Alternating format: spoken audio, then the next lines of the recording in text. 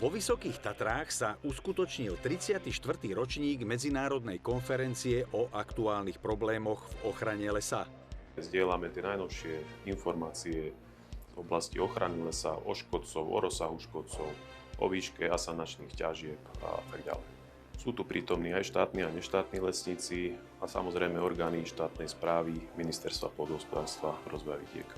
Postupne sa táto konferencia dostáva ako keby do toho hľadačika neštátnych súkromných vlastníkov lesov, pretože uvedomujú si význam lesníckej ochranárskej služby pre ich činnosť. Každý zase rozumný gazda, ktorý chápe, vie, že nie všetko vie a že potrebuje na mnohé veci aj odborníka lekára. Lesnícka ochranárska služba je skutočne veľmi fundovaná s obrovskými skúsenosťami. Ochrana lesa je jedna z rozhodujúcich činností lesného hospodárstva, lesníctva ako takého, nakoľko ona vlastne prechádza tým lesným hospodárstvom a tou existenciou a životom lesného porastu v podstate od jeho vysadenia, od obnovy lesného porastu až po nasledujúcu obnovu, vrátane výchovy lesných porastov. Ak dneska nebudeme vykonávať ochranu lesa už v mladých lesných porastoch, čiže tých, ktoré obnovíme či už prirodzenou, respektíve umelou obnovou, keď dôsledne nebudeme vykonávať výchovu lesa, či už v predrubných porastoch alebo rubných porastoch, a v prípade, ak nespojíme tieto dve lesnícke činnosti s ochranou lesa, tak asi ťažko budeme môcť očakávať od obhospodárovateľov lesa a predovšetkým od našich lesov, aby plnili všetky tie požadované ekosystémové služby, ktoré naša spoločnosť čím ďalej viac orientuje predovšetkým do spoločenských a ekologických služieb. Fenoménov v ochrane lesa je v posledných desaťročiach niekoľko. Rezonujú najmä veľké veterné kalamity na Osrblí, Duchonke, v Tatrách, ale aj v ďalších lokalitách Slovenska. Po nich vždy nasledovala gradácia podkôrneho hmyzu. Jakmile se u jakéhokoliv nového škůdce objeví zvýšený stav, tak už je průser na cestě. Jo? To znamená, jsou tady dneska speciálně kvůli lýkožroutu bukovému, protože bych se o něm chtěl co nejvíc dovědět.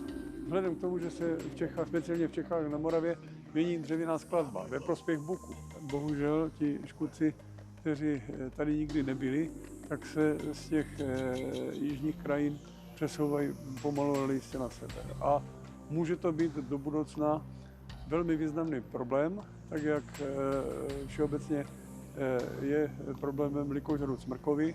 Okrem biotických škodcov na lesy výrazne vplýva aj sucho.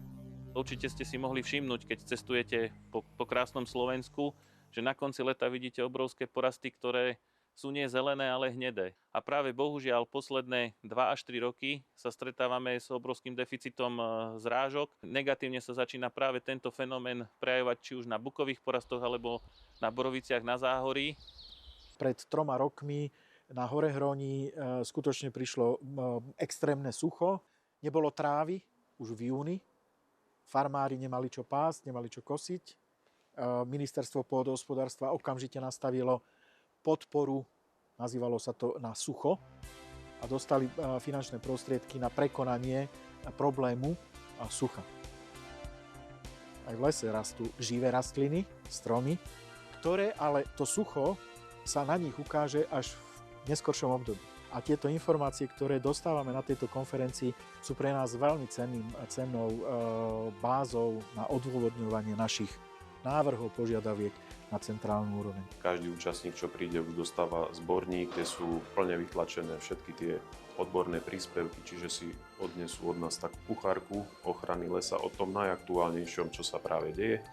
A vždy sa tam snažíme aj navrhnúť tie opatrenia ochrany lesa, pretože my v podstate študujeme tie opatrenia ochrany lesa a snažíme sa aj z tých vedeckých článkov to preniesť potom do praxe tým našim odborným lesným hospodárom vždy tie najnovšie poznatky, aké sú.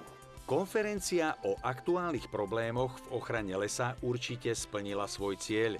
Samotná ochrana lesa je problematika, ktorá si zaslúži pozornosť nielen vedcov a lesnícko-ochranárskej praxe, ale aj bežných občanov. Určite sa témam, ktoré rezonovali na konferencii, budeme venovať aj v ďalších vydaniach relácie Halali.